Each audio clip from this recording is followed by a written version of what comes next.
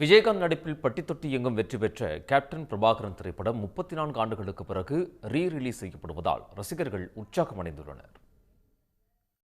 மிடுக்கான காக்கி உடை, கம்பீரமான தோற்றம், அதிரடி சண்டை காட்சியில் மிரட்டல் என 1990களில் வலம் வந்த விஜயகாந்துக்கு பெரும் வெற்றியை கொடுத்தது கேப்டன் பிரபாகரன் திரைப்படம்.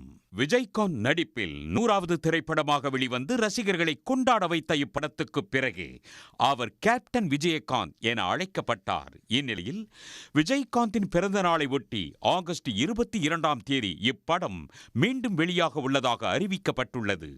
மிக பிரம்மாண்டமாக அதை டிஜிட்டல் பண்ணி இன்னைய தரத்துக்கு எந்த விதமான குறையும் இல்லாமல் இந்த படத்தை கொண்டு வந்திருக்கோம். அந்த படம் பார்க்கும்போது நான் நேற்று தான் விஜயகாந்த் சாரோட உட்காந்து பேசுன மாதிரி இருக்குது. ஒரு ஷாட்டும் அது ட்ரெயின் ஷாட்டாக இருக்கட்டும், குதிரை ஷாட்டாக இருக்கட்டும்.